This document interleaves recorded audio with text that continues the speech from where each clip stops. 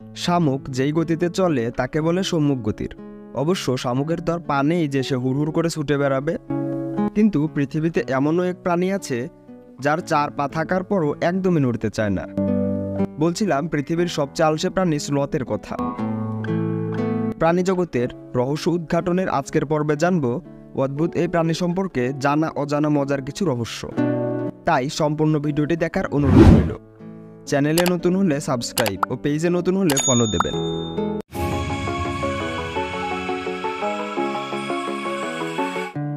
Sloth নামের এই স্তন্যপায়ী প্রাণীটা এতটাই ধীর গতিতে চলে যে তার কপালে জুটে গেল পৃথিবীর সবচেয়ে আলসে প্রাণীর খেতাব। এরা এতটাই আস্তে আস্তে চলে যে এদের শরীরে ছত্রাকের বাসা হয়ে যায়। এদের লোমশ শরীর ভর্তি হয়ে যায় উকুনের মতো অনেক পরজীবী প্রাণীতে। প্রতি মিনিটে সর্বোচ্চ 6.5 ফুটের মতো এগোতে পারে এই স্লথ। সভ্যতার বিবর্তনে স্লথ নামের এই প্রাণীটি বিলুপ্তপ্রায়।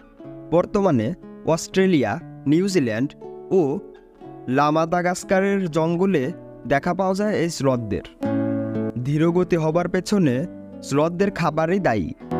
স্লথ তৃণভোজী প্রাণী। এরা কচি ঘাস ও লতাপাতা খায়, আর এই খাবারগুলো হজম হতে বেশ সময় লাগে। এই কারণে স্লথকে তার শরীরে শক্তি জমা রাখতে হয়, যার দরুন প্রকৃতিগতভাবেই এরা ধীরগতির বা আলসে প্রাণী হিসেবে পরিলক্ষিত হয়। পৃথিবীর সবচেয়ে আলসে প্রাণী স্লথ নিয়ে আজকের ভিডিওটি ভালো লাগলে লাইক কমেন্ট করবেন।